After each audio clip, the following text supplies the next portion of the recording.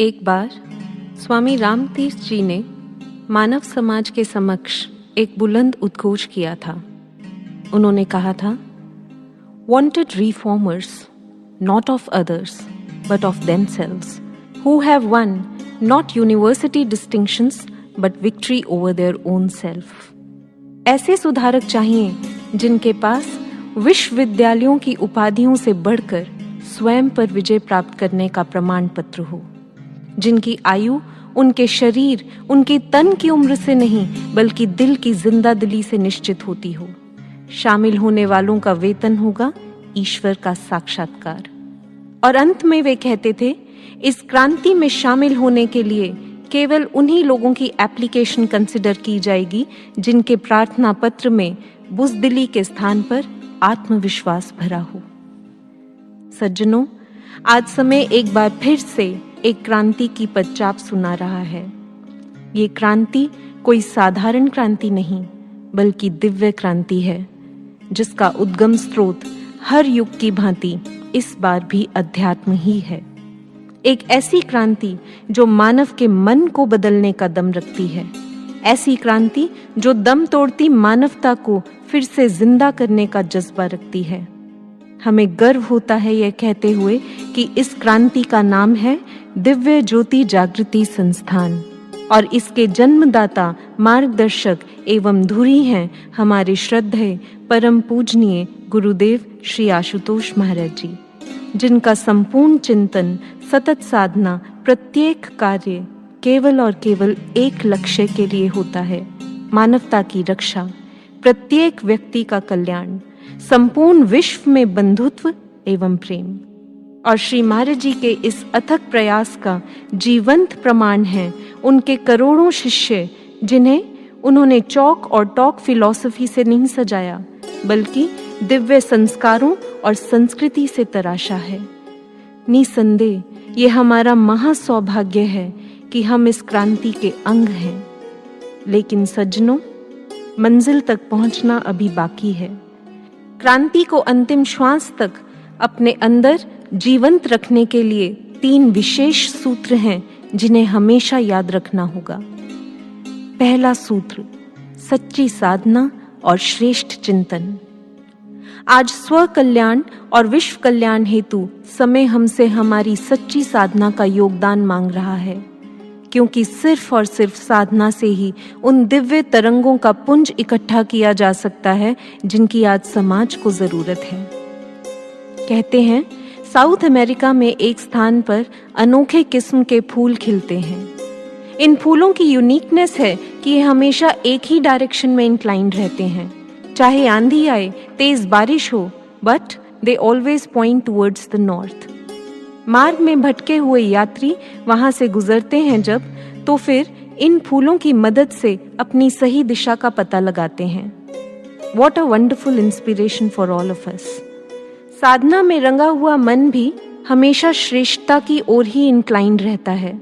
इसलिए आएं, हम सब अपनी साधना से इस भटके हुए समाज को सही दिशा प्रदान करें, ताकि जब ये समाज हमारे श्रेष्ठ व्यक्तित्व को देखे, जो श्री महाराज जी द्वारा दिए गए ब्रह्म ज्ञान से पल्लवित और पुष्पित हुआ हो, तो उसे भी यह मालूम हो सके कि जिंदगी की सही दिशा कौन सी है।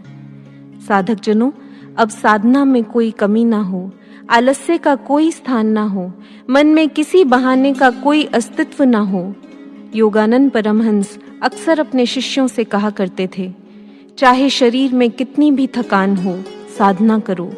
तुम जब साधना करोगे तो तुम्हारा शरीर तुमसे बार बार कहेगा कि तुमने सारा दिन बहुत काम किया है, तुम थके हो, तुम्हें आराम करना चाहिए। पर तुम मन की इन सब दलीलों और अपीलों को खारिज कर देना, इन्हें अनदेखा कर गुरु आज्ञा स्मरण रखना और साधना में डटे रहना। ऐसा करने पर तुम पाओगे कि एक दिन शिष्यत्व की राह पर लक्ष्य को हासिल करने में तुम्हारी विजय हुई।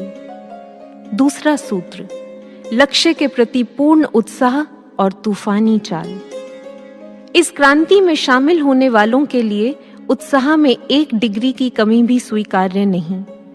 जानते हैं ना, पानी का तापमान जब तक 100 डिग्री नहीं हो जाता तब तक उसमें उबाल नहीं आता और इंजन अपनी जगह से नहीं हिलता, मंजिल की ओर नहीं बढ़ता। इसलिए उत्साह को सदा ऊंचा रखें।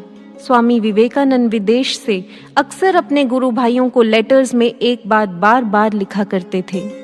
वे कहते थे, मेरे भाइयों, समय बहुत कम है और कार्य बहुत अधिक। एक भी मिनट निराश होकर बैठने में व्यर्थ मत गंवाना। पूरे उत्साह से ठाकुर के मिशन में अपनी एक एक सांस को लगा दो। अगर ये अवसर अब की बार चूक गया तो ठाकुर को क्या मुंह दिखाएंगे, इसलिए डट कर संघर्ष करो। सज्जनों, सत्य पथ निसंदेह संघर्ष पथ है। ऐसे में सदैव गुरुदेव श्री आशुतोष महाराज जी के ये अनमोल वचन, अनमोल शब्द अपनी हर श्वास में स्मरण रखिएगा।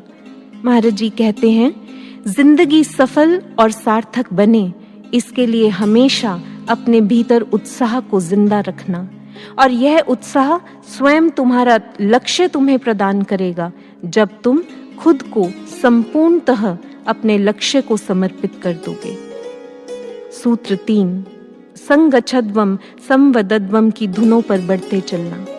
अगर आपसे सीधा सा गणित का सवाल पूछा जाए कि 1 और 1 कितने होते हैं, तो आप क्या कहेंगे? 2, है ना? लेकिन दिव्य क्रांति के संदर्भ में यह गणित गलत सिद्ध होता है, क्योंकि जब ब्रह्म ज्ञानी साधक एक के साथ एक मिलते हैं तो वो 2 नहीं बल्कि 11 बन जाते हैं।